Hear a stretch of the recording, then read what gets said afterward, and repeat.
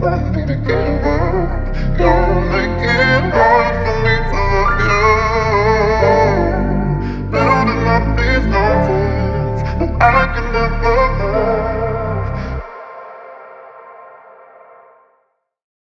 move. Man, what is good, y'all? It's your boy, brother Ryan. We are back with another video. Hopefully, y'all having a blessed, productive day today. Hopefully, y'all mental and physical health is also good as well. So, the Celtics versus the Warriors have been a topic for all the media since about Monday, Tuesday.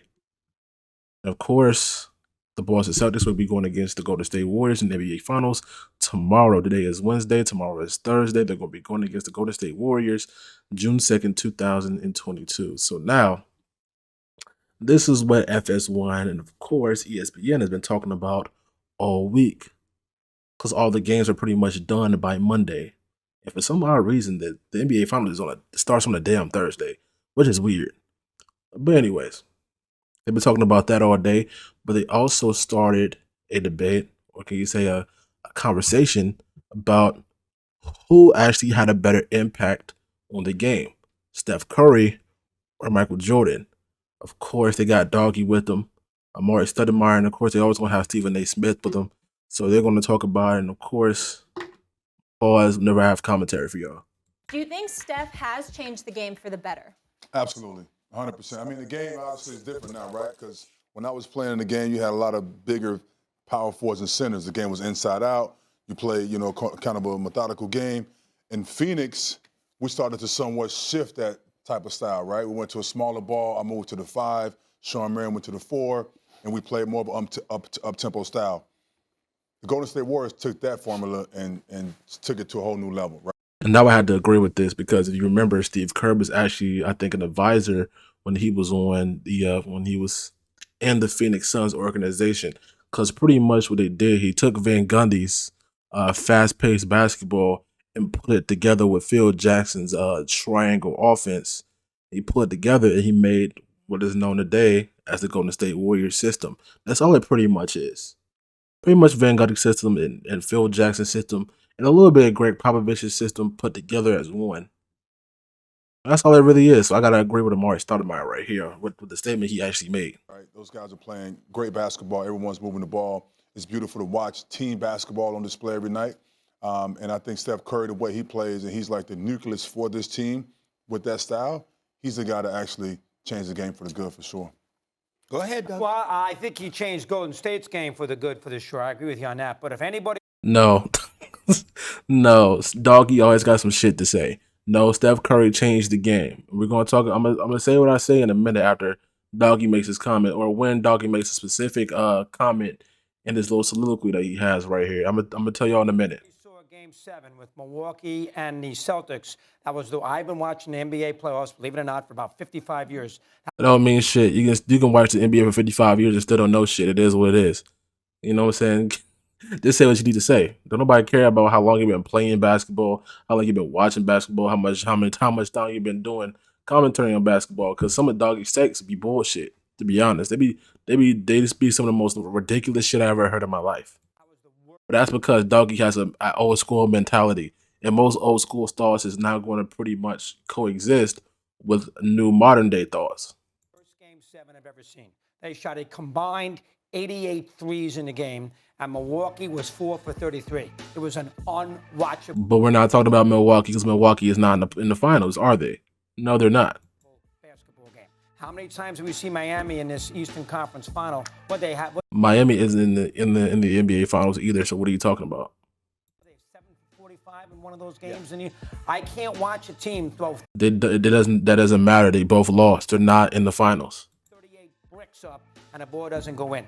I want balance in my basketball. I know three-point shooting is important. I can live with it, but I want balance. I want to see Amari do his thing down. Ain't nobody asked what type of basketball you want to see, Doggy. Answer the question. Does Steph Curry or Michael Jordan have a better impact or has changed the game? Yes or no? You over talking about something we don't even really care about. What are you in here talking about? I want to see him going throwing the basket. I don't mind throwing the ball down to Kareem and watching him hit a sky hook. So now we're talking about Kareem. I might have to skip through Doggy's whole sentiment right here. Because what are you even talking? That's why I said the old school mentality. What are you in here talking about? We're talking about either Steph Curry or we're talking about Michael Jordan. Why are you trying to bring up the Showtime Lakers and Kareem up for? That doesn't really make any sense. Once in a while, and I think it's gone way too much on the perimeter and not enough inside the paint. I want balance in my sports. It's like football. Do you want to see 30 bombs every game, or do you want to see a little running game? You want to see a little defense? And hockey, do you want to see up and down constantly, or you want to see 9-8, or once in a while 2-1?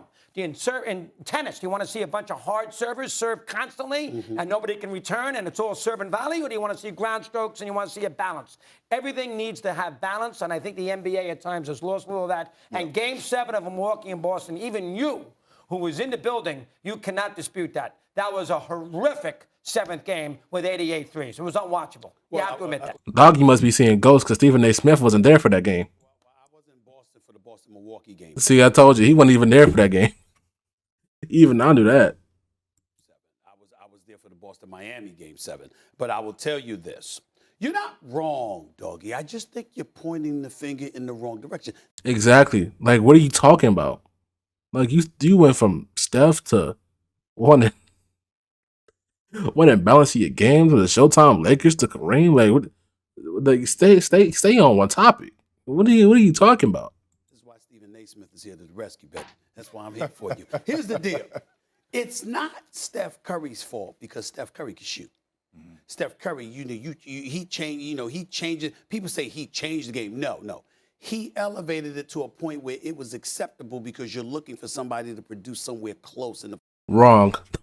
Even Stephen A. Smith is wrong. I'm going to go ahead and say it. Yes, Steph Curry changed the game because if you actually notice it, it's a lot of players 1 through 5 are trying to shoot threes because they got into the mentality that threes are better than twos. Yeah, it's good to have a fadeaway. Yes, it's good to have a post tuck. Yeah, it's good to play in the post. Yeah, it's good to play from the mid range. But every team has gotten their mind that 3 is better than 2.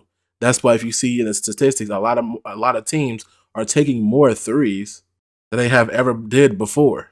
And that's the reason for that is because these teams don't want to play catch up with the Golden State Warriors. It really happened after the Golden State Warriors beat the Cleveland Cavaliers in 2015, and when the Golden State Warriors went 73-9, because Clay and Steph was just shooting the lights out of everybody, and instead all these other teams were like, we got to be where they at. We got to play catch up. They're gonna leave us behind.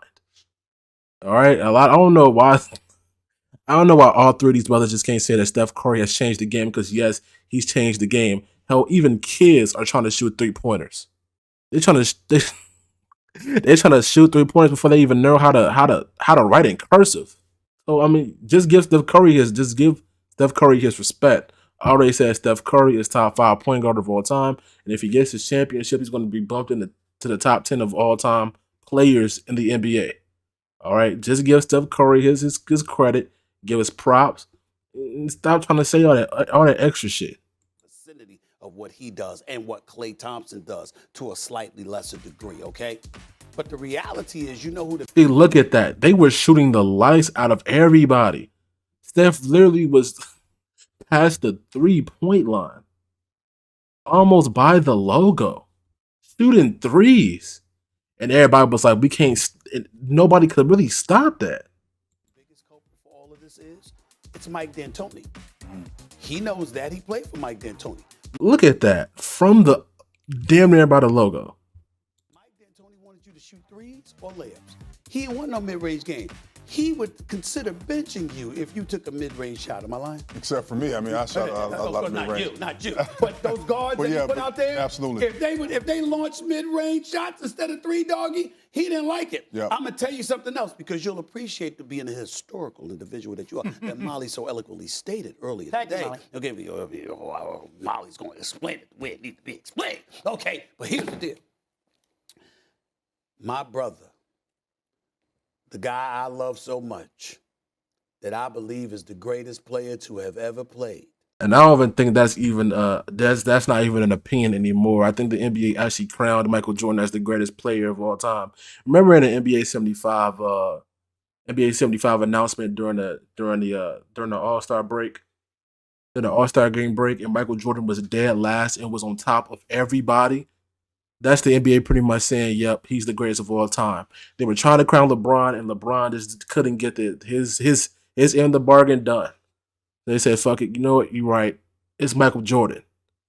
Old school players are going to be say, "Oh, it's Kareem," and people that were in the 80s and 90s are going to say Michael. And a lot of people said Michael. Hell, even got to the point where they actually asked 18 to like 30-year-olds who was the best college player of all time. You know what they said? It was Michael Jordan, even though they wasn't even allowed to even see him play.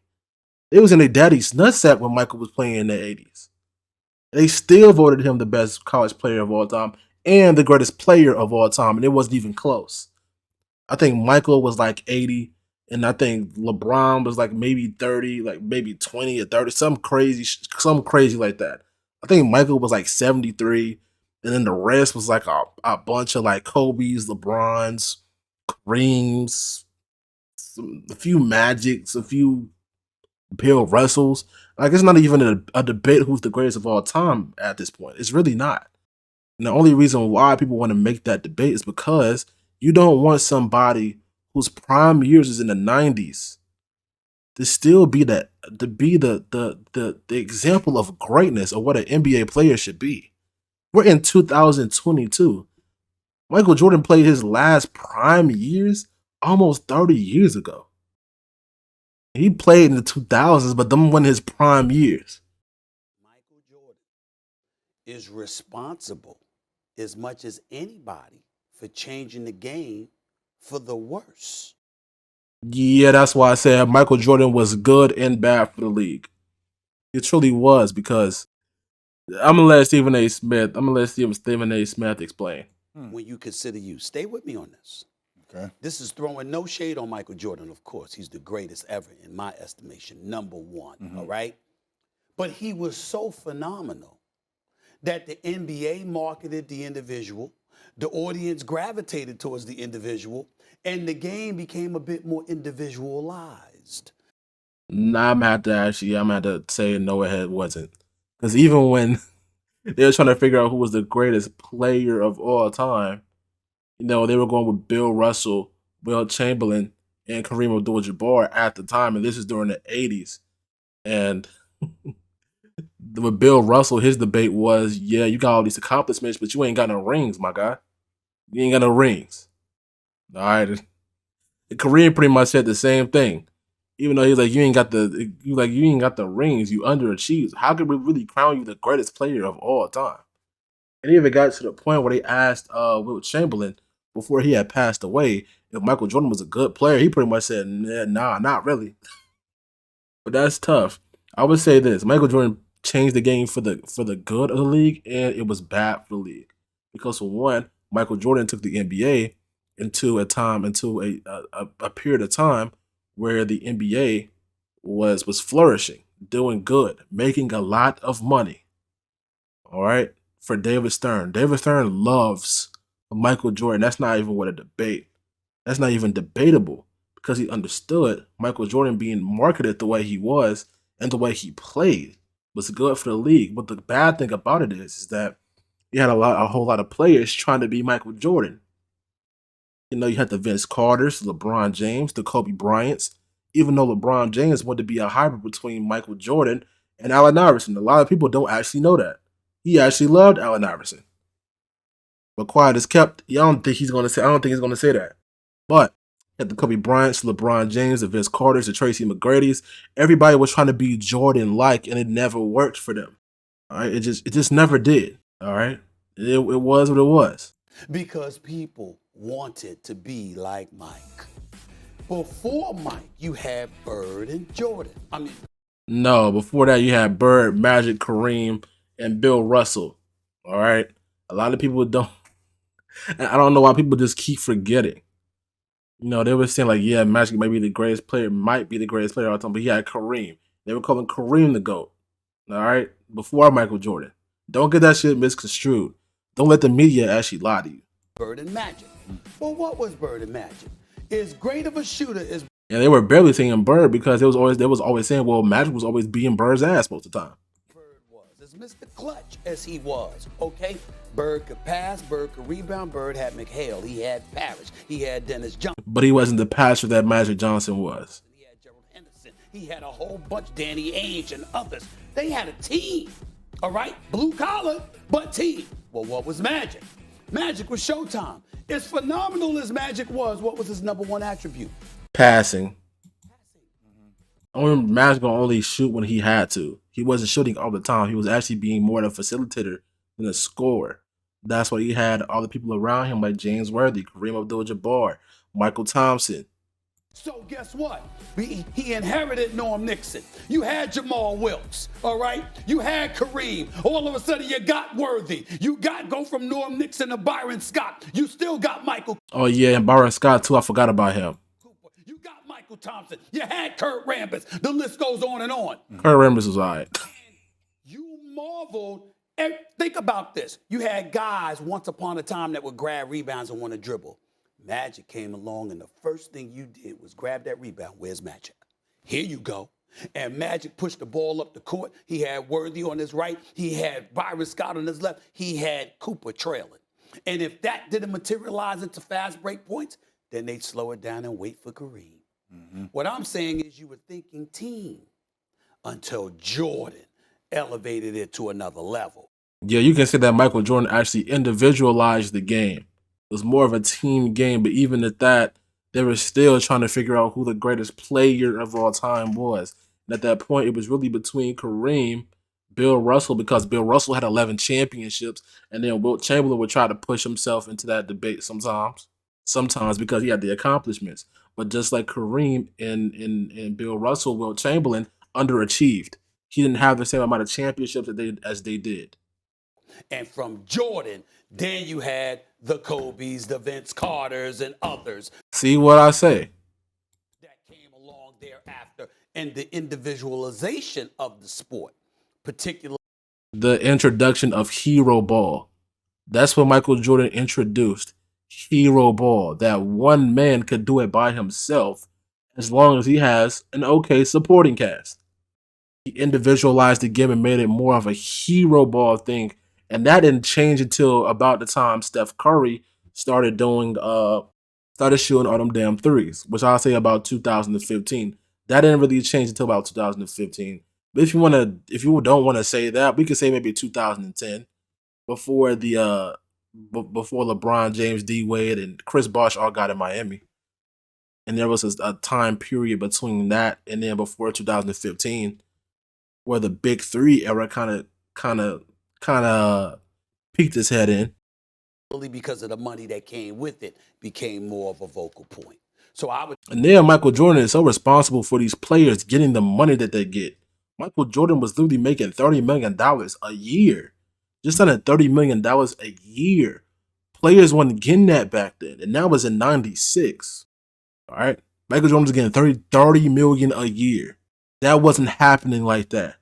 Even with the bargaining agreement in like 92 to get players more money, before that even happened, Michael was maybe making $1 million a year.